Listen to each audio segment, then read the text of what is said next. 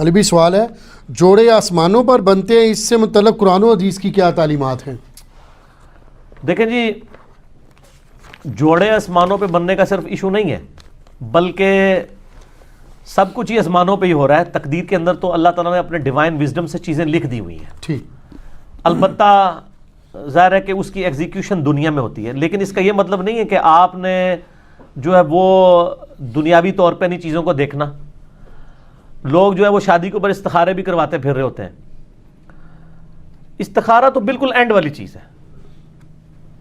استخارہ تو اللہ سے مشورہ ہے، بندوں سے بھی مشورہ کرنا ہے۔ نبی علیہ السلام نبیوں کے صحابہ سے مشورہ کرتے تھے، استخارے پہ نہیں سب کچھ چیزوں کو چھوڑ دیا ہوا تھا۔ دنیاوی طور پہ آپ نے رشتہ کرتے وقت دیکھنا ہے کہ معاملات کیسے ہیں۔ وہ مسلم شریف میں 4 چیزیں بتائی گئی ہیں کہ عورت سے 4 وجہ کی وجہ سے لوگ شادی کرتے ہیں: اس کی خوبصورتی کی وجہ سے، اس کی مال کی وجہ سے، اس کی حسب و نسب کی وجہ سے، اس کی دینداری کی وجہ سے۔ پھر آپ نے فرمایا کہ اللہ کے بندو دینداری کو دیکھا کرو، ٹھیک ہو گیا؟ تو ان چیزوں کو دیکھنا چاہیے۔ باقی اگر کسی کی قسمت میں کوئی مسئلہ لکھا ہے تو وہ تو آپ دیکھ لیں۔ حضرت نوح علیہ السلام اور لوط علیہ السلام 2 پیغمبر ہیں، سورہ تحریم کا آخری رکوع پڑھ کے دیکھ لیں، ان کی بیویاں بھی کافرہ نکلی ہیں۔ وہ ایک علیحدہ معاملہ ہے، اپنی طرف سے کوشش کریں۔ باقی تقدیر میں جو کچھ لکھا ہے وہ اللہ نے اپنے علم سے لکھا ہوا ہے، مستقبل میں ہونے والا، نہ کہ ہمیں اس تقدیر کا پابند کیا ہوا ہے، بلکہ جو کچھ ہونا تھا وہ اللہ کے علم میں پہلے سے تھا، نہ یہ کہ اس نے پابند کیا کہ ہم یہ کریں۔ جی، البتہ جب ہو جائے نا، پھر آپ یہ کہہ سکتے ہیں کہ میری نصیب میں یہ لکھا تھا۔ ایک بندہ پیپر دینے کے لیے اسکول ہی نہیں جاتا اور فیل ہو جاتا ہے، پھر کہ جی میری قسمت میں ہی لکھا تھا۔ وہ تو خود ہی نہیں گیا، خالی پیپر دے آیا، فیل آیا ہے، ٹھیک ہے؟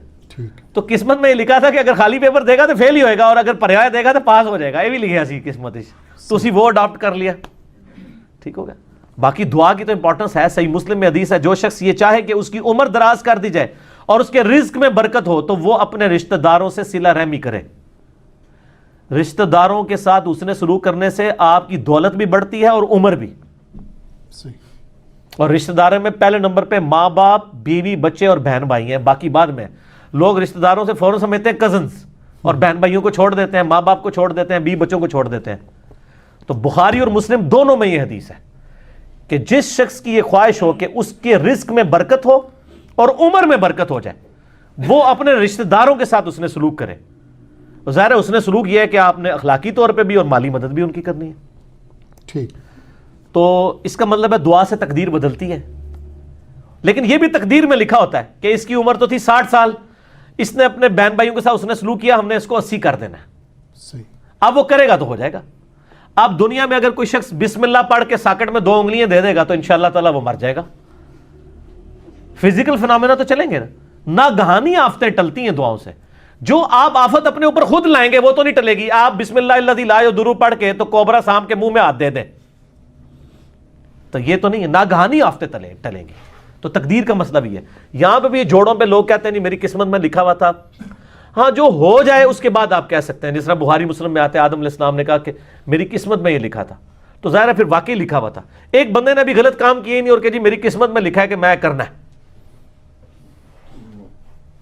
تو میں کہتا ہوں، ایک بندہ کہتا نہیں میری قسمت میں لکھا ہے کل فجر کی نماز میں نے نہیں پڑھنی، تو سر میں ابھی آپ کی قسمت میں بدل دیتا ہوں کہ فجر کی نماز فلاں مسجد کی پہلی صف میں پڑھو، 1 لاکھ روپیہ لے لینا، یہ لو چیک۔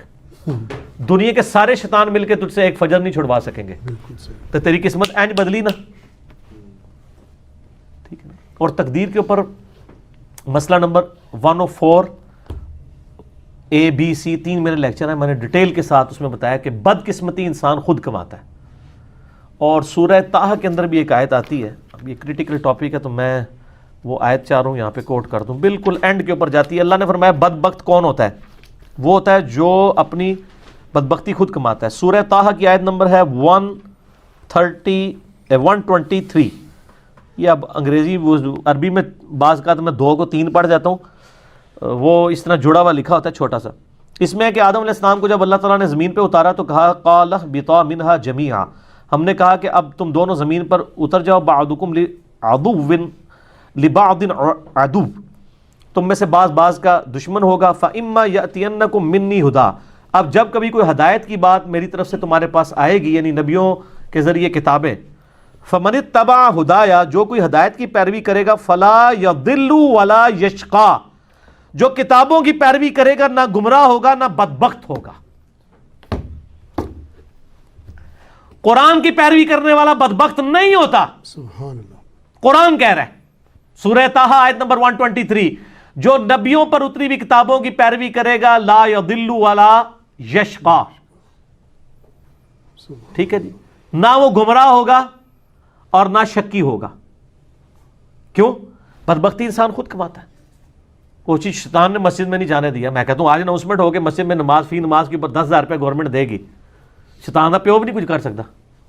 اور اس کا سائملٹینیس کنٹراسٹ ہے, اگر ایک نماز چھوڑنے پر اللہ تعالیٰ کی طرف سے دنیا میں ہی عذاب آنا شروع ہو جائے تو کوئی شخص بھی نماز سے غافل نہیں ہوگا. اگر انسان مسجد کی طرف نہ جائے تو اس کے پاؤں پہ اسی وقت فالج گرے تو اگلی نماز کے لیے تو کہے گا یا اللہ ایک بار میری ٹانگیں ٹھیک کر دے, میں پہلے جا کے مسیتی پہ جاؤں گا.